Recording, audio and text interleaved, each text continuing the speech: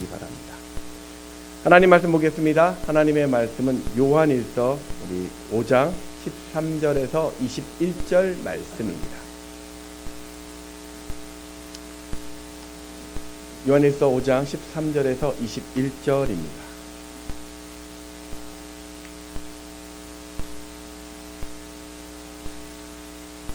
교독하겠습니다. 내가 하나님의 아들의 이름을 믿는 너희에게 이것을 쓰는 것은 너희로 하여금 너희에게 영생이 있음을 알게 하려 함이라.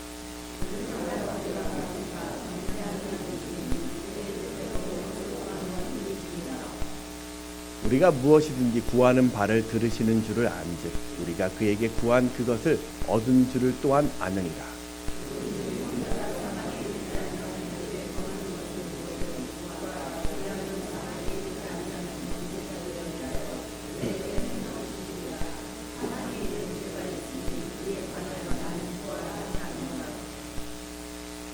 모든 불의가 죄로 돼 사망에 이르지 아니하는 죄도 있도다.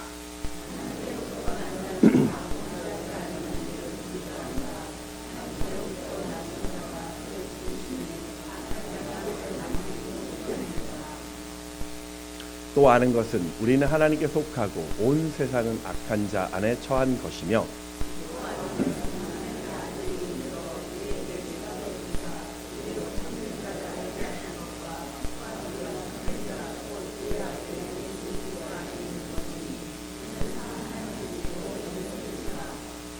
함께 읽겠습니다. 자녀들아 너희 자신을 지켜 우상에서 멀리하라. 아멘.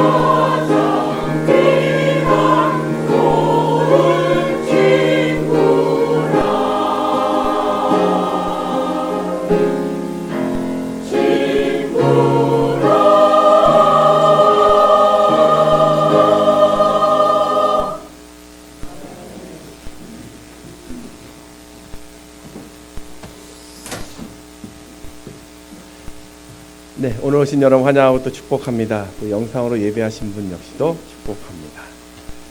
오늘은 이 기도를 멈추지 마십시오라는 주제를 가지고 같이 말씀을 나누려고 하는데, 기도라고 생각했는데 문득 예전에 나누었던 예화가 생각나서 다시 한번 소개하려고 합니다.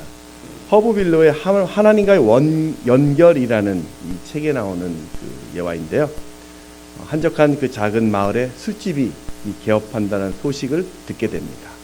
그러자 교회는 이 술집 때문에 밤늦도록 시끄러워지고 또 마을이 방탕에 빠질 것을 염려해서 이 문제를 가지고 기도하기 시작했습니다.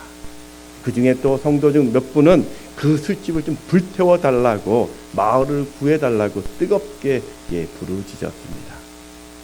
그러다 얼마 후에 비바람과 함께 번개가 쳐서 술집이 불이 타버렸어요.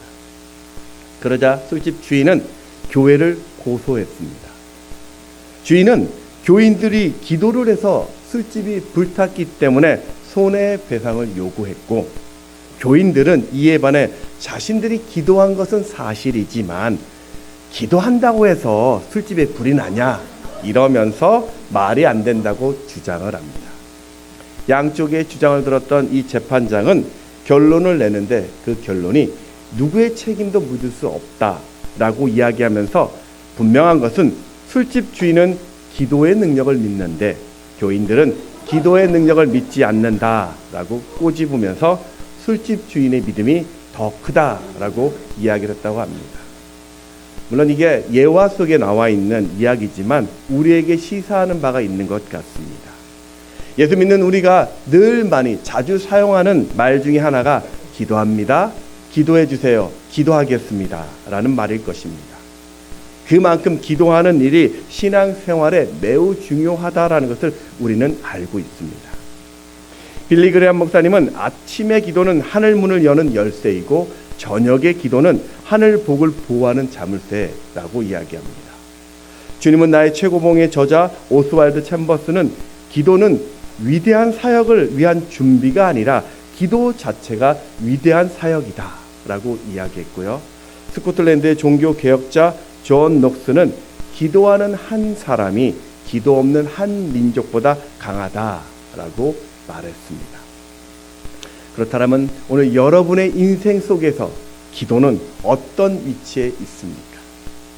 우리 옆에 계신 분들과 이렇게 한번 인사했으면 좋겠습니다. 기도로 인생을 세우십시오.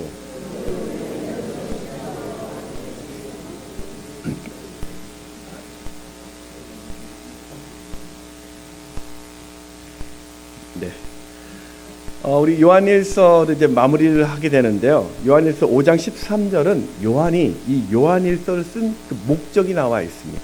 우리 같이 한번 읽어볼까요? 시작. 내가 하나님의 아들의 이름을 믿는 너희에게 이것을 쓰는 것은 너희로 하여금 너희에게 영생이 있음을 알게 하려 함이라. 너희가 예수님을 내 인생의 주인으로 모시면 영생을 얻는다. 그러니 예수 잘 믿어라. 요한은 바로 이 말을 하고 싶어서 요한일서 1장부터 지금까지 글을 쓴 것입니다. 그러면 이것으로 편지의 끝을 맺어도 되는데 갑자기 요한은 기도에 대한 이야기를 또 하고 있습니다. 이것은 편지를 마무리하던 요한이 되돌아보니까 정말 중요해서 초신자였던 갈라디아 성도들에게 다시 한번 전한 이야기입니다. 왜 이렇게까지 요한이 기도에 대한 관심을 가지냐면 그들이 기도는 하지만 기도해야 되는 것을 알고 있지만 어떻게 기도해야 되는지에 대해서는 부족했기 때문입니다. 저는 이 요한일서를 마무리하면서 우리가 기도의 자리에 어떻게 서야 하는지 세 가지로 살펴보겠습니다. 첫 번째, 기도할 때는 하나님께 담대히 나아가야 합니다.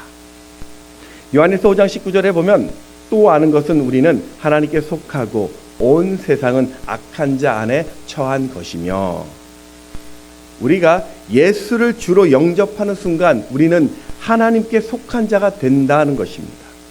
다른 말로 세상으로부터 우리는 구별된 하나님의 자녀가 되었습니다. 하지만 우리가 하나님의 백성, 자녀가 되었다고 해서 세상에 뚝 떨어져 사는 것은 아닙니다. 주님이 재림하실 때까지 이 땅에서, 이 세상에서 하나님의 백성으로 살아야 되는 것이죠. 문제는 이 세상은 사탄이 공중 권세를 잡고 있습니다. 그래서 우리는 세상 속에서 죄악 가운데 고난과 불확실 속에서 또 상함 속에서 살아가야 합니다. 생업의 문제가, 또 자녀의 문제가, 가정의 문제가, 재정의 문제가, 건강의 문제가, 영적 문제들이 끊임없이 내 인생에 던져집니다. 그러면서 세상은 우리가 세상의 방식을 거부하게 되면 망할 것이라고 우리에게 말하고 있습니다. 지금 당장 세상의 방법으로 살아야 너는 성공할 것이고 부유하게 될 것이고 행복하게 될 것이라고 우리를 압박합니다. 그래서 우리의 신앙은요, 우리의 생활은 혼란스럽고 또한 두렵습니다. 하지만 예수 믿는 사람들에게 한 가지 확실한 것이 있습니다. 그것은 이 불확실해 보이고 혼란스러워 보여도 이 모든 것을 주관하시는 하나님은 살아계십니다. 때문에 우리는 이 세상의 방법이 아닌 하나님의 방법으로 살아야 하는데, 그것이 무엇이냐? 기도입니다. 요한일서 5장 14절 말씀을 읽습니다. 시작. 그를 향하여 우리가 가진 바 담대함이 이것이니 그의 뜻대로 무엇을 구하면 들으심이라. 성경은 우리가 하나님께 기도할 때 가장 먼저 담담을 가지라라고 말씀하고 있습니다. 여러분, 우리 하나님은요, 우리가 고통당하는 것을 기뻐하지 않습니다. 우리가 힘들어하면 하나님도 마음 아파하십니다. 우리가 넘어지면 안타까워하시면서 우리를 세우시는 분이 하나님이십니다. 왜 그럴까요? 그게 바로 부모의 마음이기 때문입니다. 그게 바로 이 아버지의 마음이에요. 마태복음 11장 11절 말씀을, 7장 11절 말씀을 같이 읽습니다. 시작. 너희가 악한 자라도 좋은 것으로 자식에게 줄 줄 알거든 하물며 하늘에 계신 너희 아버지께서 구하는 자에게 좋은 것으로 주시지 않겠느냐. 이 말씀을 보면 우리가 하나님께 구하면 좋은 거 받겠구나, 여기에 주목하는데 더 중요한 것이 하나 있습니다. 바로 이 축복의 말씀이 누구에게 주어졌느냐라는 겁니다. 하늘에 계신 너희 아버지께서, 그러니까 이 좋은 복은 오직 자녀에게만 허락하신 특별한 사랑입니다. 부성애가 가는 동물로 이 남극의 황제 펭귄이 있습니다. 이 펭귄은요, 암컷이 알을 낳고 나면 암컷은 그동안 부족한 영양분을 보충하기 위해서 수컷에게 알을 맡기고 먹이 활동을 하러 떠납니다. 그러면 이 수컷 펭귄은 영하 40도의 얼음 바닥 위에 서서 시속 140km의 눈보라를 견디면서 2달 동안 알을 홀로 품게 됩니다. 왜 이때가 남극의 겨울인데요, 왜 이때 알을 낳냐면요, 이때 알을 품어야 새끼가 태어날 쯤 되면 봄이 됩니다. 새끼가 먹을 풍부한 물고기나 먹이가 있기 때문에 이 추운 남극의 가장 추울 때 알을 품게 됩니다. 중요한 것은 이때 수컷은 자신의 몸에 저장된 지방을 이용해서 2달 동안 음식을 먹지 않습니다. 그리고 잠도 자지 않는 채 그 알을 품습니다. 왜냐하면 혹시나 그 알이 발등에서 떨어지게 되면 그 순간 바닥에서 영하 40도의 그 온도 때문에 그 알이 얼어버리기 때문입니다. 이렇게 알을 품는 동안 수컷의 몸무게는 대략 절반 정도가 줄어든다고 합니다. 만약에 새끼를 부화했는데도 암컷이 오지 못해서 새끼에게 먹을 것을 줄 수 없는 상황이 되면 수컷은 자신의 위에 소화된 것들을 토해내서 새끼에게 먹이고 심지어는 굶어 죽기도 합니다. 여러분, 세상의 동물도 이러한데 하물며 독생자를 내어주시고 살린 여러분을 하나님이 그냥 두실 리 없습니다. 히브리서 10장 19절 말씀을 같이 읽습니다. 시작. 그러므로 형제들아, 우리가 예수의 피를 힘입어 성소에 들어갈 담력을 얻었나니. 구약시대는 하나님 앞에 나가는 것은 굉장히 두려운 일입니다. 죄를 가지고 있었던 인간이 거룩한 성소에 가는 것 자체가 아주 조심스러운 일이었습니다. 하지만 이제 예수를 믿음으로 우리는 언제든지 은혜의 보좌로 나아갈 수 있게 된 것이죠. 예수의 보혈로 죄사함 받은 우리는 이제 어떤 죄를 짓다 할지라도, 그것이 큰 죄라 할지라도 하나님 앞에 설 수 있게 되었습니다. 이제 우리는 어떤 순간에도 하나님의 도우심이 있습니다. 초라한 내 형편, 그거 상관없습니다. 연약한 내 몸 괜찮습니다.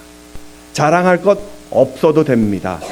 어떤 궁핍함이 있고 실패가 있고 삶의 문제가 있어도 그걸 들고 하나님 앞에 서면 됩니다.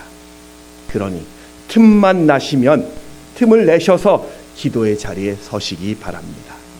여러분, 나를 보지 마시고 하나님을 바라보십시오.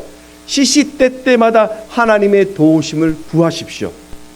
하나님의 아들 된 여러분은 그래도 됩니다. 두 번째는 기도로 하나님의 뜻을 구하는 것입니다. 목회데이터 연구소의 2023년 한국교회 명목상 교인 실태 조사에 따르면 매주 교회 출석하는 성도 중에서 39.1%는 가끔, 그리고 21.9%는 거의 기도를 하지 않고 거의 성경을 읽지 않는다라고 이야기합니다. 이들은요, 기도 응답에 대한 기대조차도 가지지 않습니다.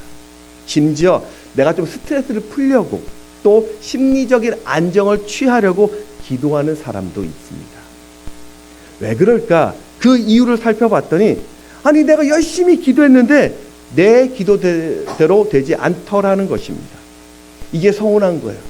이게 억울한 것입니다. 이럴 거면 내가 뭐하러 시간을 들이냐라는 겁니다. 근데 여러분, 우리가 기도하면 하나님은 반드시 세 가지 방법으로 그 기도에 응답하십니다. 볼까요? 첫 번째 기도의 방법은 기도하자마자 주시는 응답이 있어요. 애굽을 탈출한 이스라엘 백성들이 거대한 홍해 앞에 섰을 때 모세가 기도하니 하나님은 즉시로 홍해를 갈랐습니다. 우리 출애굽기 14장 21절 말씀 같이 읽어보겠습니다. 시작. 모세가 바다 위로 손을 내밀매 여호와께서 큰 동풍이 밤새도록 바닷물을 흘러가게 하시니 물이 갈라져 바다가 마른 땅이 된지라. 누가 진짜 하나님인지를 가리기 위해서 이방 선지자 850명과 목숨을 걸고 불의 대결을 할 때 엘리야 선지자의 기도에 하나님은 즉시로 불을 내려 주셨습니다. 보루가 되었던 느헤미야가 바사왕 아닥사스다 왕을 통해서 폐허가 된 고국의 소식을 듣고 돌아가기를 기도했더니 하나님은 그 왕을 통하여 그를 고국으로 보냅니다. 이렇게 하나님은 우리의 소원에 귀를 기울이시며 즉시로 응답해 주십니다. 그런가 하면 기다리라라는 응답도 있습니다. 때때로 기도의 기다림은 우리에게 더 큰 풍성함을 가져다 줍니다. 17세기 영국 최고의 설교자였던 토마스 왓슨은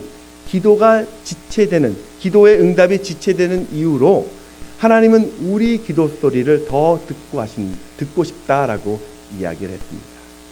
여러분, 우리 깐단장의 아이가 옹알옹알거리면 그 모습이 너무 귀여운 거예요. 그럼 어떻게 합니까? 야, 한 번 더 해봐. 야, 한 번 더 해봐. 더 해봐. 그렇게 얘기하지 않습니까?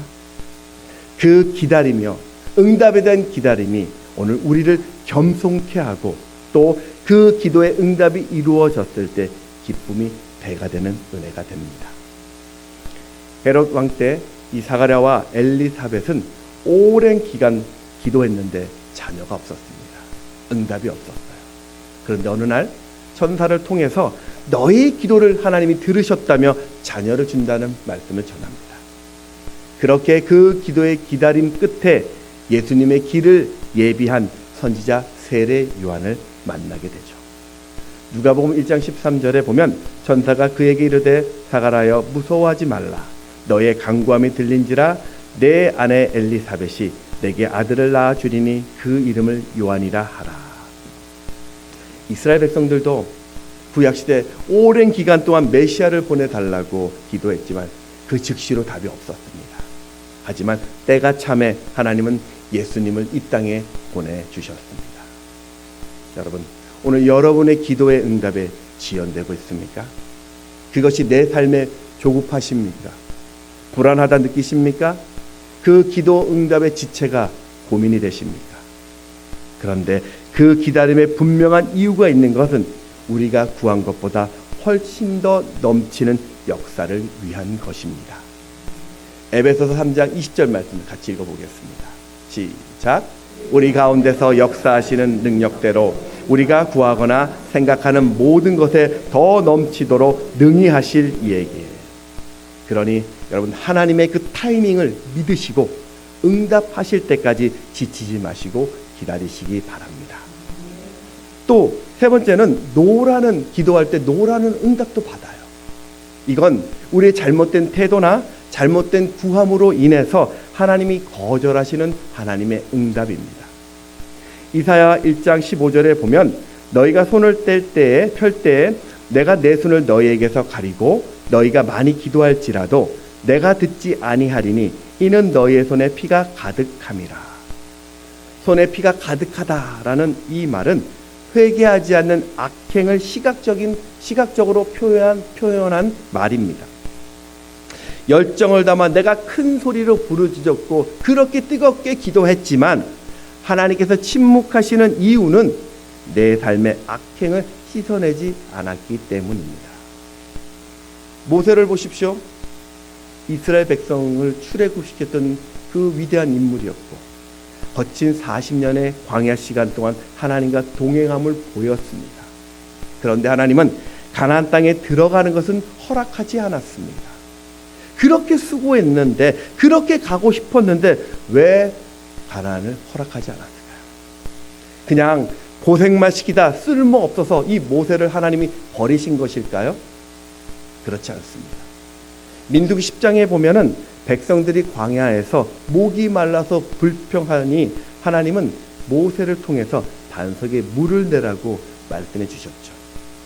하나님은 백성들의 지금 필요를 공급하시며 내가 너희들과 함께 하심을 보여주기 위함이었는데 영적 지도자였던 모세는 마치 자기가 하나님이 된 것처럼 백성들을 향하여 분노하면서 바위를 2번이나 치죠.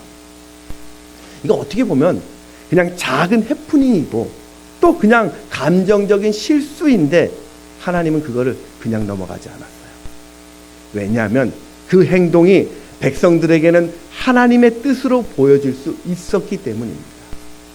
결국 모세의 역할은 가나안에 들어가기 직전까지로 정해지게 됩니다. 한 가지 더 살펴볼 것은 우리의 기도를 한번 가만히 보십시오. 오늘 우리가 하는 그 기도는 다분히 이기적이거나 탐욕적인 기도 내용도 참 많습니다. 야고보서 4장 3절 말씀 같이 읽습니다. 시작. 구하여도 받지 못함은 정욕으로 쓰려고 잘못 구하기 때문이다. 20세기 최고의 작가로 알려진 조지 맥도날드는 인간의 요구를 듣는 족족 다 받아주는 신이 있다면 그 신은 악신이다라고 이야기합니다. 만일 우리가 원하는 대로 다 이루어진다면, 우리가 기도한 대로 다 이루어진다면 세상에 어떤 일들이 벌어질까요?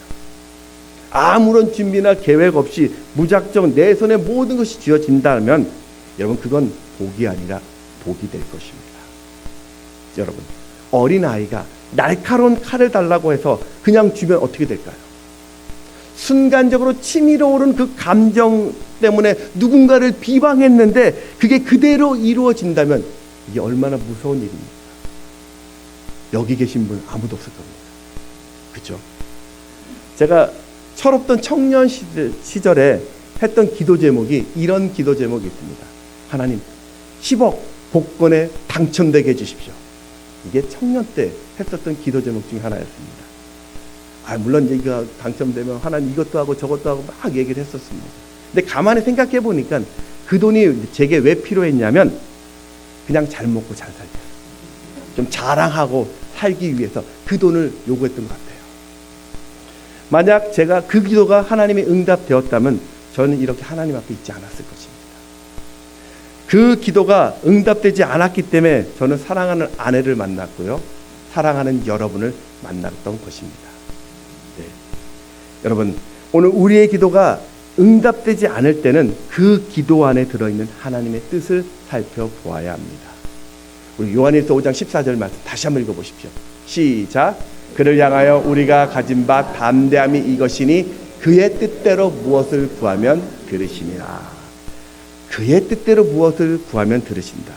이 말씀은 내 뜻대로 되지 않았어도 그게 하나님의 뜻이었다면 응답이었고 성공이라는 의미입니다. 인간의 몸을 입으신 예수님도 이 땅에서 십자가의 고통을 지고 싶지 않으셨습니다. 그래서 그 겟세마네 동산에서 하나님께 할만하면 이 십자가를 피하게 해달라고 기도하죠. 그런데 그 기도만 했을까요? 이 마태복음 26장 39절 하반절에 보면 그러나 나의 원대로 마시옵고 아버지의 원대로 하옵소서. 예수님은 기도하시는 가운데 하나님의 뜻을 알았습니다. 십자가 외에는 길이 없다라는 사실을 알고 자신의 원함이 자신의 기도가 거부당해도 하나님의 뜻에 따라 순종하였죠. 오늘 우리의 기도는 어떻습니까? 오늘 여러분의 기도는 어떻고 저의 기도는 어떨까요? 하나님, 저는 그 아버지 뜻대로 말고요, 일단은 내 뜻대로 해주세요. 그렇게 기도하고 있지는 않습니다. 하나님, 아버지 뜻은 나중이고요, 일단은 지금 내 뜻이 먼저입니다. 여러분, 아닙니다. 내 뜻대로 마시옵고 아버지의 뜻대로 하옵소서. 이게 기도입니다. 19세기 미국에 가장 영향력 있었던 설교가 중에 한 사람으로 미국 윌리엄 퍼싱 목사님이 계십니다. 이분은 첫 번째 사역지에서 아름다운 자매를 만나서 결혼했는데 안타깝게도 10년쯤 돼서 아내가 세상을 떠납니다. 아내는 넉넉하지 못한 생활 속에서 늘 그 목회 사역을 뒷바라지하면서 그 몸과 마음이 지쳐갔는데 그러다 이를 모를 병에 걸려 세상을 떠난 것이죠. 근데 비극은 거기서 끝나지 않았습니다. 후식 목사는 목회를 하면서 감기에 자주 걸렸는데 이 목소리가 좀처럼 회복이 잘 되지 않았습니다. 결국은 성대가 손상되어서 더 이상 말을 할 수 없게 되었습니다.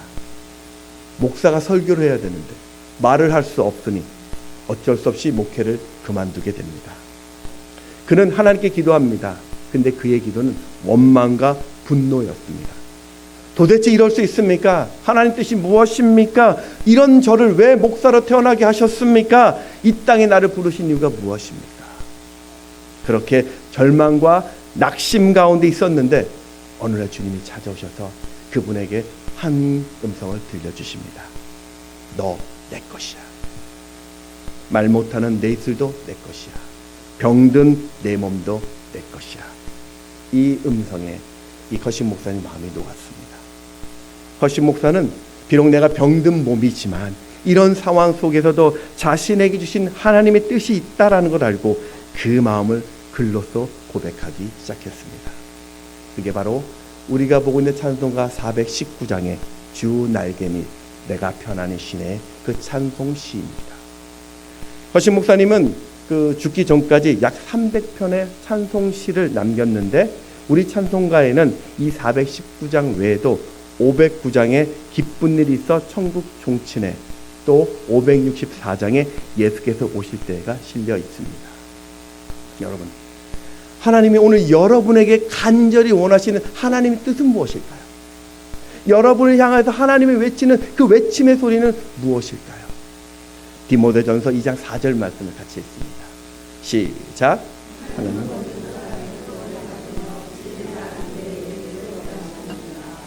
아멘. 하나님은요, 우리 모든 영혼들이 다 구원받기를 원하십니다. 그분의 뜻이 있었기에 오늘 여러분에게 찾아오시고 여러분을 구원해 주신 것입니다. 여러분, 우리가 이 마음을 알기에, 이 사랑을 알기에 우리 교회가 다음 달에 행복초청주의를 준비하고 있는 것입니다.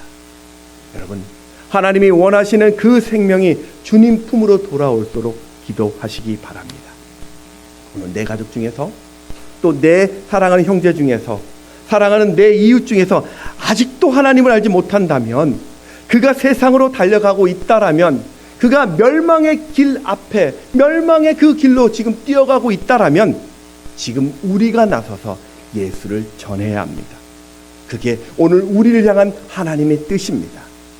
그러니 여러분, 오늘 하나님의 뜻 이 외침에 여러분 그냥 지나치지 마십시오. 이 사명에 모두 동참해 주십시오. 작정해 주시고요. 같이 기도하고 내가 그 영혼을 향하여 이번 기회에 꼭 하나님을 만나야 되겠다. 너의 인생에 하나님 앞에 서야 되겠다는 그런 마음으로 주님 앞에 함께 나가시기 바랍니다. 여러분 하나님의 응답은 내 뜻과 다르고 많이 기다려야 되고 때론 거절되어도 분명한 것은 내 생각보다 크신 분이십니다. 하나님은 오늘 여러분과 저를 위해 좋은 인생의 계획을 가지고 계십니다. 그러니 그 좋은 계획 끝까지 구하시기 바랍니다. 마지막 세 번째는 믿음으로 기도하는 것입니다. 어떤 분은 하나님이 내 형편 다 알고 계시는데 나를 창조하셨는데 뭐 기도할 필요가 있겠어. 아니 하나님 뜻대로 다 할 건데 구태여 내가 기도의 자리에 있을 필요가 뭐 있어. 그냥 순종만 하면 되지. 여러분 이게 믿음 같아 보이는데요. 사실은 믿음이 아닙니다. 물론 우리의 형편 하나님이 다 아세요. 그런데도 하나님은 우리에게 구하라고 명령하셨습니다. 왜 그럴까요? 왜 명령하실까요? 하나님은 자녀가 구하는 것을 기쁨으로 채워주시려고요. 에스겔서 36장 37절 상반절에 보면 주 여호와께서 이같이 말씀하셨느니라 그래도 이스라엘 족속이 이같이 자기들에게 이루어 주기를 내게 구하여야 할지라. 바로 전제 조건이 하나 나오죠. 우리가 읽었던 요한일서 5장 14절에 내가 하나님의 아들의 이름을 믿는 너희에게. 그러니까 믿음이 기도 응답의 조건입니다. 영국의 수많은 고아를 살렸던 조지 물러는 5만 가지의 기도 응답을 받았죠. 우리가 많이 알고 있는 기도하면은 대표적인 인물로 나와 있는 모습입니다. 사람들이 그에게 어떻게 그렇게 많은 기도의 응답을 받았냐라고 물었더니 이분이 자신은 무엇인가를 기도하려고 하면 생각하면 성경에서 그것에 관한 약속을 찾았다고 합니다. 그리고 성경에 손을 얹고 믿음으로 구했대요. 하나님 이렇게 제게 성경에 주신다고 약속하셨잖아요. 그러니 주세요. 야고보서 1장 우리 6절 7절 말씀 같이 읽어보겠습니다. 시작. 오직 믿음으로 구하고 조금도 의심하지 말라. 의심하는 자는 마치 바람에 밀려 요동하는 바다 물결 같으니 이런 사람은 무엇인지 죽게 얻기를 생각하지 말라. 여러분 까마귀 기도를 아십니까? 재밌는 걸 찾았는데 이런 분들 기도 열심히 해요.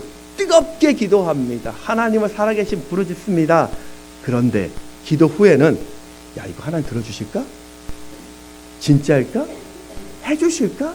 괜찮을까? 이렇게 까까까 한다고 해서 까마귀 기도라고 이야기합니다. 이런 까마귀 기도는 응답이 없대요.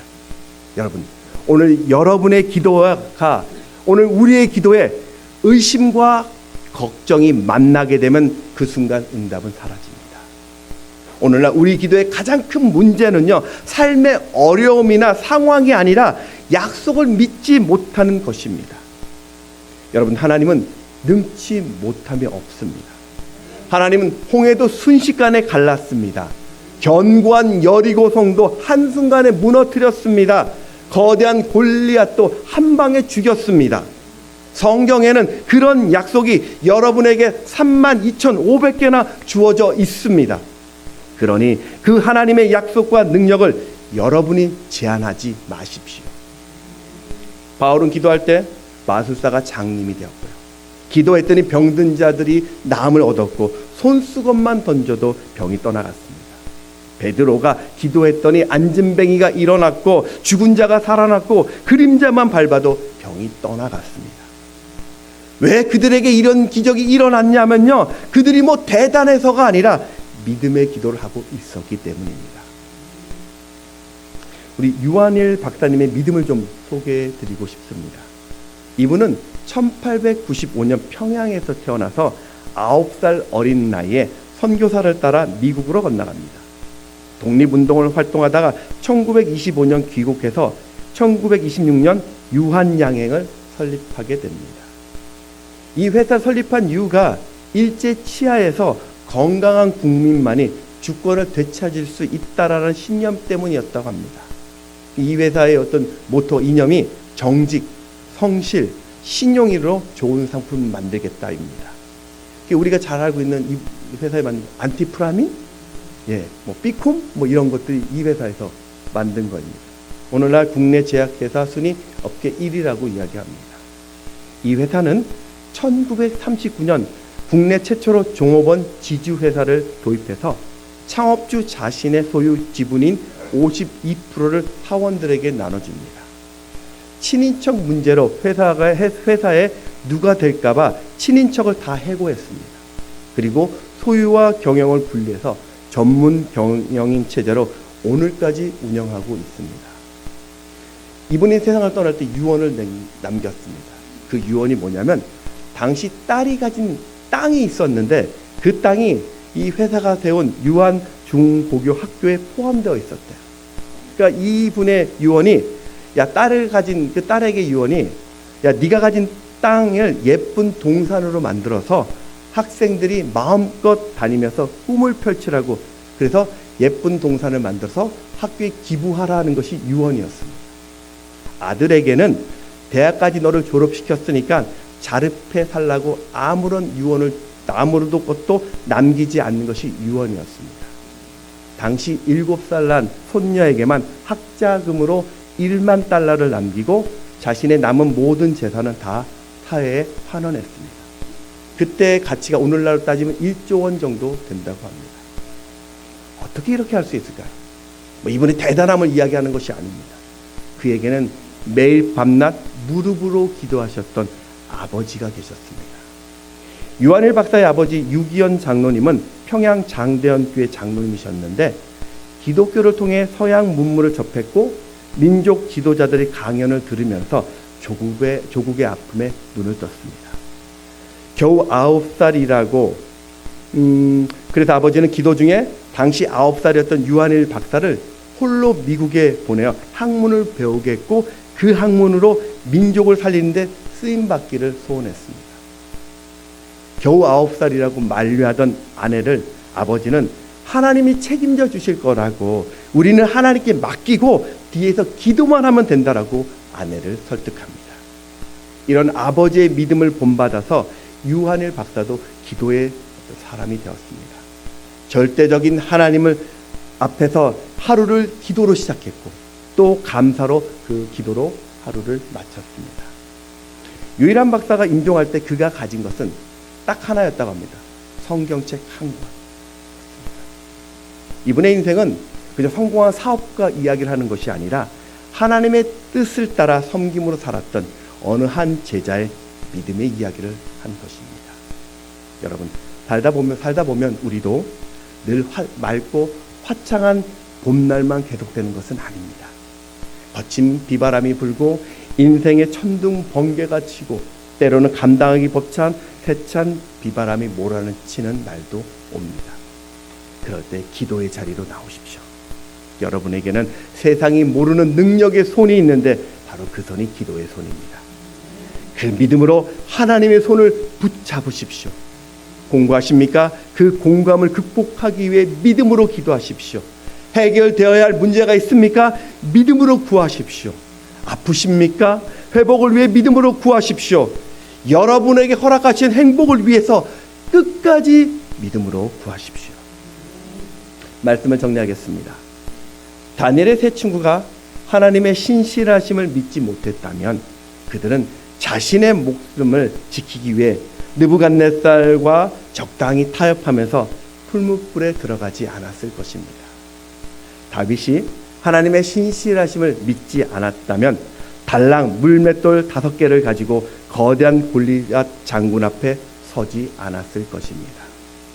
아브라함이 하나님의 신실하심을 믿지 못했다면 갈 바를 알지 못한 상태에서 모든 것을 버리고 고향을 떠나지 않았을 것입니다.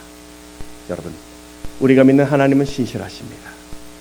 여러분을 향한 하나님의 약속은 완전하십니다. 그러니 기도로 담대히 구하십시오. 끝까지 하나님의 뜻을 구하십시오. 그리고 믿음으로 구함을 나가시기 바랍니다. 사도 요한과 함께 하신 하나님, 오늘 여러분과 함께 하실 것이고 반드시 여러분 기도에 응답하실 것입니다.